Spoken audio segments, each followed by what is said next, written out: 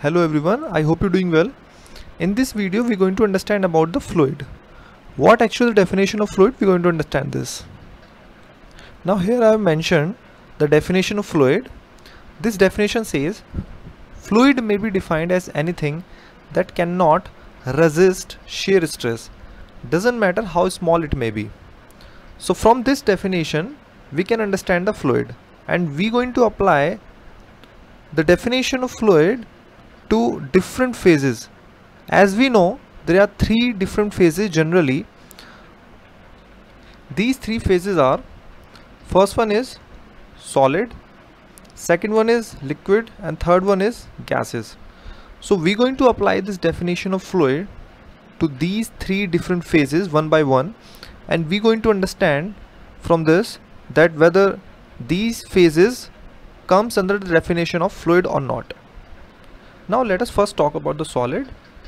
Now let's say we have a body A, B, C, D, E, F, G, H. Now we're going to apply some force, equal and opposite force on the top and the bottom surface. This force is going to create some shear stress. Now I have applied a very small shear force, so that may not be enough to create distortion. That means the body will not change its shape. But once I increase the force and after crossing a threshold limit, the body will change its shape. Let's say it will change the shape to A dash, B, C, D dash, E dash, F, G, H dash. So this will be the shape that is going to change.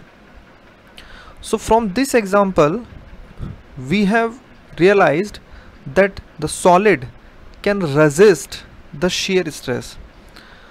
Even a smallest of the shear stress it can resist. So from this we can say that solid doesn't come under the definition of fluid. So it is not a fluid, as it can resist a scintilla of shear stress. Now talking about the liquids, in this part let's say we're going to have a beaker, and in that beaker I have poured some water up to a level as I have mentioned in the figure. Now I am going to apply some force on it, on the top surface of this water, and this force is very small, is very much small. And this force, will it going to create some distortion? Yes, even this scintilla of shear stress will going to create distortion in the liquid. So from this we can say that liquid comes under definition of fluid. So liquid comes under definition of fluid. Now talking about the third part, that is gases. Now we're going to have a discussion on gases in two different sections. First one is open system and second one is closed system. The open system, if we talk about, air in the atmosphere can also be considered as an open system. In this system, now let's say there is a body, and that body is roaming around in the air, and as the body changes its position from one space to the other, the air will come back to its original position. So that means at some point the air will be having some shear stress.